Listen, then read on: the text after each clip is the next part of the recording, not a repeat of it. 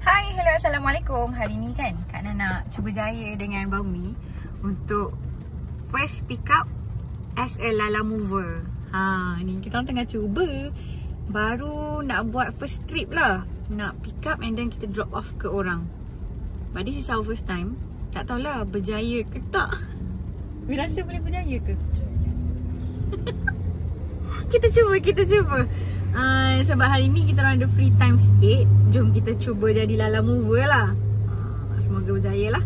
If berjaya, kita boleh cuba lagi. So this is our first order. Nak kena pergi hantar cat. Hari ni first order kita adalah menghantar cat. So macam mana? Apa perasaan anda? Tak berbaloi ke? Belum lagi ni, Belum lagi kan? So kita orang baru nak mencuba. Bila baru nak mencuba ni, kena try and error lah kan. Kita tengoklah macam mana rate ke, traffic ke, minyak tol semua tu. Nanti kita buat calculation balik. Tapi hari ni cuba-cuba jaya dan cuba-cuba suka je dulu. Okay, dan hantar satu trip. Tak sure lah yang nak berbaloi ke tak. Tapi satu trip berjaya lah. Walaupun pening sikit mula-mula sebab this is first time kan.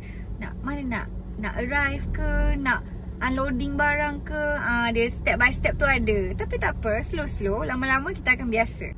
Sekarang ni kita tengah sesi-sesi pilih job lah. Pilih job mana yang kita rasa berbaloi. Bukanlah berbaloi, sebab ni buat suka-suka je kan. Ini kita nak cari job yang boleh balik rumah terus lah. So kita tengah searching for the job. Hopefully ada job yang boleh lah bawa kita balik rumah. Pilih job pun macam pilih bini yo. Stres ke bang? Bang? Mi, stres ke?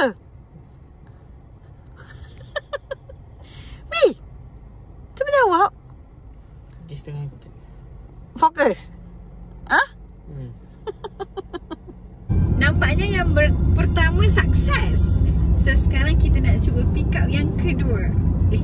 Gian kan? Okey kan? Tapi kan kita orang ni baru first time kan. Nak pilih location, nak pick up point tu pun kita orang macam terfikir-fikir, tercari-cari. Sebab tak biasa lagi kan. Tapi kita cubalah. Ini kerana cari yang nak menghala balik ke rumah sendiri. Itu pasalnya dia macam cari juga location yang berdekatan dengan rumah supaya on the way balik rumah dapatlah juga sikit duit kopi orang kata kan. Kita cuba.